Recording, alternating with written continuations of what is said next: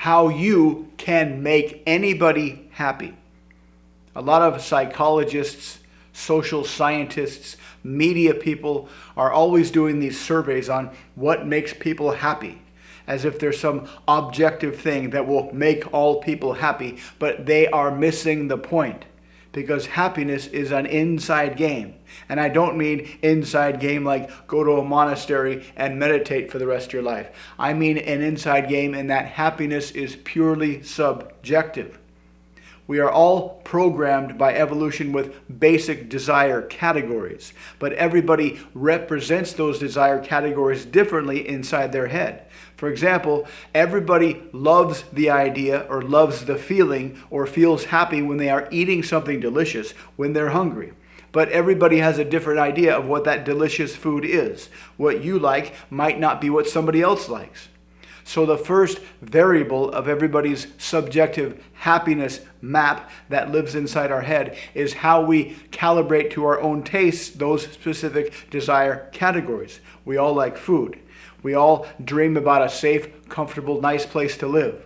We all crave romantic, sexual, and emotional intimacy. We all want to express our skills in a way that gets us recognition and money. We all want a healthy body. We all want status of some kind, hierarchical status. We all crave some type of spiritual connection or spiritual feeling of expression. So these are the 7 basic happiness categories, but we all represent them differently inside our own brain, what they represent to us specifically. That's the first variable of our happiness map. The second variable of our happiness map is what we're willing to do to get these things, what we're willing to do to satisfy our desires, because desires have to be achieved. They don't come to us naturally without us having to do something. We have to expend effort, we have to expend energy, we have to expend time, we have to expend maybe social exposure, we have to take some risks to hopefully satisfy our desires. So everybody has a different idea of what they're willing to do to satisfy your desires. The third variable is how confident we are that we'll be able to satisfy our desires. Some people are extremely confident and they jam into the future without inhibition. Other people kind of sit on the sidelines because they're not so confident that they can satisfy their desires. The fourth variable is how our time preference works out. Some people are only focused on short-term desires, today, tomorrow, this week. Other people are more focused on longer-term desires, and they're willing to suffer a little bit of discomfort today to create a happier future a year from now, 5 years from now, 10 years from now.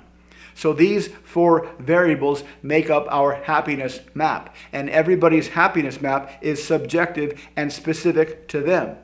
The problem comes when we assume that our happiness map is the same as somebody else's happiness map, and we try to impose our happiness map on other people. This is why sales and persuasion and seduction is almost always a low probability numbers game, because everybody's trying to impose their happiness map on other people. They assume what makes me happy will make them happy, and so we make a suggestion, but it doesn't work, and we assume, they don't want to be happy, but that's not correct.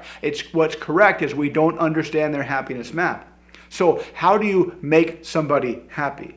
How do you make them feel good when they're around you? That's actually very, very easy. All you have to do is turn off your own happiness map and ask about their happiness map. Ask about what they want. Ask about what makes them happy. Ask about their desires. Because most people, when we're going through life, we don't really have a clear idea of our own happiness map. Most people just kind of stumble forward, hopefully getting good things and hopefully avoiding bad things. And so we have a vague idea of what really makes us happy, what our desires really are. So when you talk to people, when you ask people questions about the content of their subjective happiness map, just getting more clear in their mind of what their happiness map is will make them feel more happy. And because you're talking to them about their happiness map, they will start to subconsciously associate feeling happy with you. The second thing you can do is ask about their past successful experiences, because that will build up their confidence that they can actually achieve what makes them happy. They can achieve their desires. You can ask them about their past successful accomplishments. You can ask them about the best decisions they've ever made. You can ask them about how they've overcome obstacles to get closer to their desires. And when you do this, you'll not only get more clear on what they want, their desires, but you'll build up their confidence that they can get those desires. And if you do this over a 10, 20-minute conversation, their happiness will slowly increase during that conversation. And they will have the fantastic experience of you making them happy. And guess what? When we move through life, and we meet people that make us happy, we want to stick around those people. We want to help those people. We want to become friends with those people. We want to sometimes be more than friends with those people. We want to be business partners or lovers with those people. So this is the easiest way to make people happy, to forget temporarily your own happiness map. Ask them questions to elicit their happiness map, their desires, and their happiness confidence, and they will feel happy because of you. This is a fantastic conversational tool. It will make anybody you talk to happy. So try it out. See how fantastically it works. If you'd like to learn more about how to use your language patterns to become incredibly persuasive, check out the links below. Thanks for watching. Please like, subscribe, and comment, and I'll see you next time.